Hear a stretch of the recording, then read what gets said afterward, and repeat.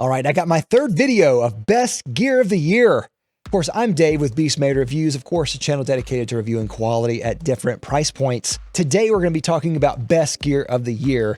And as I've mentioned in my previous videos, if you haven't watched my previous videos, I have two videos up here in the upper corner here. You can go and check those out. Those were talking about different pieces of gear. We went over grooming and everyday carry and clothes in the last couple of videos. Today, we're going to be talking about gear that is music, video, or sports related. Every year I get sent a lot of great products, or I buy a lot of great products for the channel, and some things don't make the cut. Some things maybe I don't get or they don't get me, and then other things I really gel with. And these are products that I think are just the best of the best. It's not a reflection on anything else that I've reviewed for the year, but these are just the best of the best pieces. And I have a lot of really good ones here.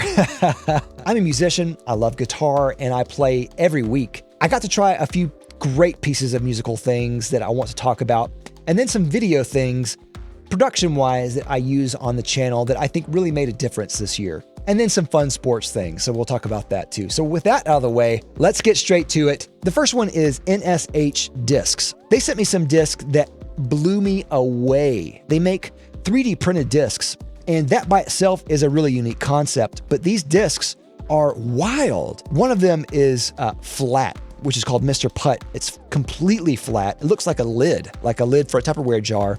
And it's kind of an approach style disc, an overstable approach disc that has been wonderful. It is just a great flyer. Actually, all their discs are amazing. They also sent me a Borg, which is a really overstable driver that you're supposed to throw it upside down. But I find that if you throw it right side up, it works even more like a tilt from Discmania, even more overstable than a tilt. So it's a tilt killer, I think. And there's a lot of different Star Trek references in this as well. They have the teleporter, which is another one that I tried. They've been all just really interesting discs that look crazy and weird, but they serve just a great part in my game.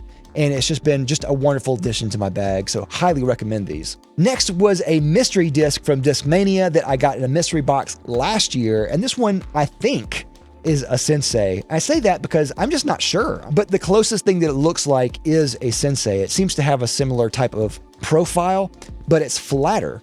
Usually they're good about putting the name of the disc on the inside of the rim or the inside of the top, but they didn't put that in this, so I'm just not really sure what it is. But it's been a great putter, and it's been one of my favorite putters this year. I like it better than a traditional Sensei because I don't like the domey top of the regular Sensei, so having this flat Sensei has been just great. If it is a Sensei, I've got to find one that's like this. I need another backup. It's been so good.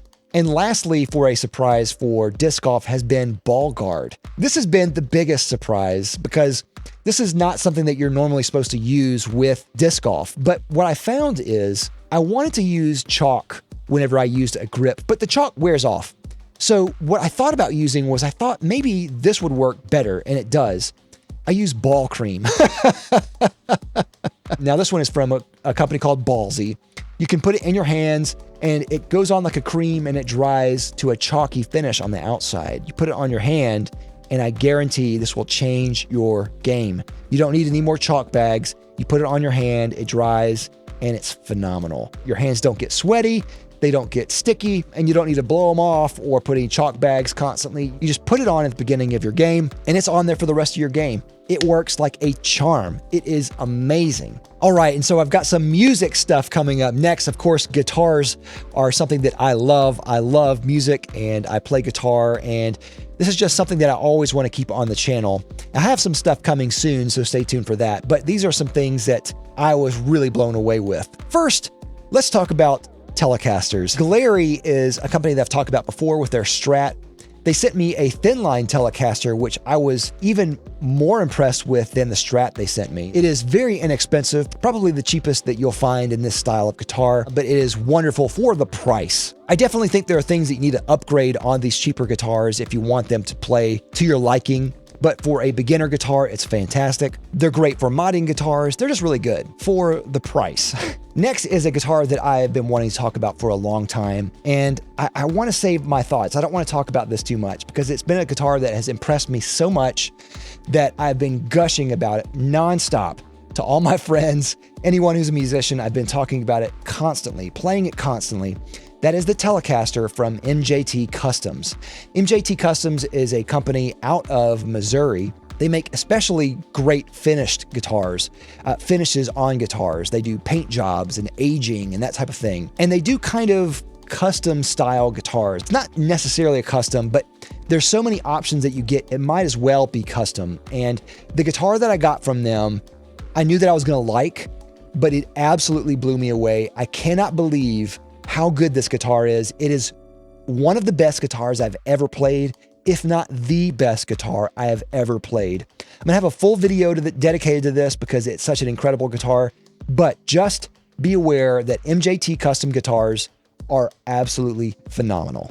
You're gonna love this video coming up. With the guitar that I got from them, it did not come with a case, so I had to buy a case. And the case that I went with was Reunion Blues, kind of a hybrid style case that is kind of soft shell, kind of hard shell at the same time. I think it's kind of a competitor to kind of mono case. It looked like it offered a little bit more features that I was wanting and more padding in certain areas. And I could not be more pleased.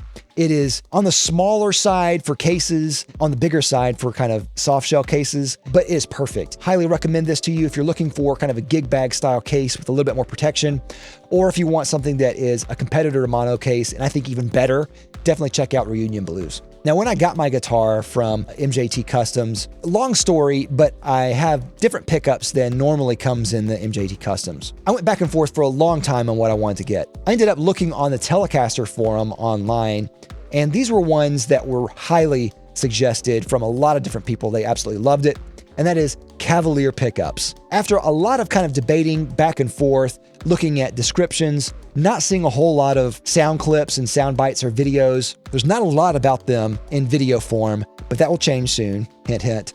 Again, they've blown me away. These are some of the best pickups I've ever tried. And on a Telecaster, they're exactly what I wanted. And I could not be more amazed that I got it right the first time. What I got were the Lion King for the neck, and then the Oildale for the bridge pickup. Both of them are perfect in their own way. I want to go on and on. I can't for time's sake, but Oildale and Lion King. Another funny thing that I got for my Telecaster were glow dots, and not inlays, stickers. I actually got this trick from Fluff from Riffs, Beards, and Gear. I saw on his guitars, he put these little glow stickers on the sides where the dots are. And I thought, what a brilliant idea. I bought some on Amazon. They work like a charm, and I can recommend these to you guys. I just got some glow dots, put them on the side, and they work every single time. So if the light's dim, I can see my guitar where the dots are. So that's just been an absolutely just kind of game changer for me. Of course, one pickup that I tried this year and did a video that's been very successful on my channel were the Seymour Duncan P90s. I did a whole video comparing all the P90s, and I loved all of them, and they all had their kind of own characteristic that I really liked. But what I really liked was the bark and the kind of traditional sound of the vintage set. The vintage set was what I ended up keeping, and I love it. It has this kind of woody, smoky quality neck pickup that is incredible. It has some clarity to it, still has a lot of warmth, and the bridge is loud. It is barky and bitey and has a perfect output. They match really well together, which is one thing that I really wanted. Comparing these with my old set that was in my Yamaha, the stock set in the Yamaha was like night and day. The old Yamaha, I really had a problem finding a good neck sound and a good bridge sound. The bridge sounded too thin, the neck sounded too woofy, and I couldn't adjust that out. It just was how the pickups are.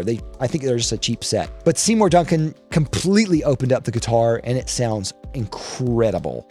These P90s are amazing. Next are Music Nomad nut files. Now, I needed some nut files for adjusting my guitar. I have a few different guitars, and I needed especially for my Telecaster. I went back and forth on what to get. I thought, do I want to get something cheap? I don't know how good it will be. I knew that I needed to get something that was more money. I needed to spend more money, so I went with the Music Nomad files for the nut, and these work great. I love the form factor. They worked really well. The radius, they were exceptional. They were really easy to use, and I like these a lot. They're not as much money as the StewMac ones, but they are more money than Chinese-made ones, but I didn't have any problems with these at all. It might not be exactly what a luthier would want, but I think if you're working on guitars if you want to set up your guitars, this is something that I would really recommend getting.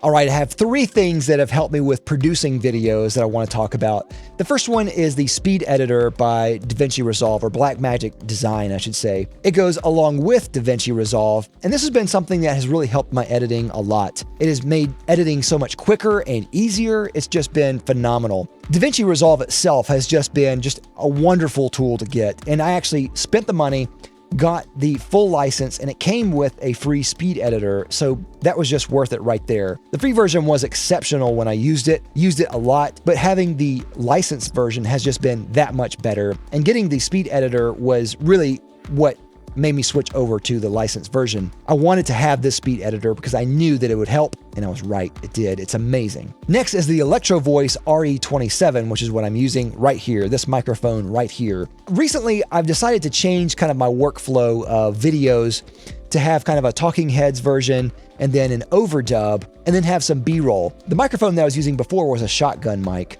The problem with that is that a shotgun mic really picks up a lot of the room, picks up a lot of that reverb, and also I found that it didn't sound perfect on my voice. And when I do voiceover, I could never get the sound to sound similar. It always sounded different, and I didn't like the way the voiceover sounded. So I wanted to get a better microphone, looked into a lot of different microphones, like the Shure SM7B, and even the RE20, which is the kind of bigger brother to this one. I thought the RE20 sounded better than the SM7B, especially on my voice, which has a weird kind of mid-range, low-end thing. This one is brighter than the RE20, and it sounded drastically better than the RE20. So this is what I stuck with, and I could not be more pleased. It sounds incredible, and I absolutely love this microphone. Essential microphone for me. And last piece of video producing gear is the Sigma 50mm lens, and this has been a wonderful lens. It's huge though. That's the only downside to this lens. It's very big. I slowly try to upgrade equipment over time, and upgrading kind of my main lens has been something that I've been wanting to do for a while. I had the standard 50mm from Sony, and that worked out pretty good,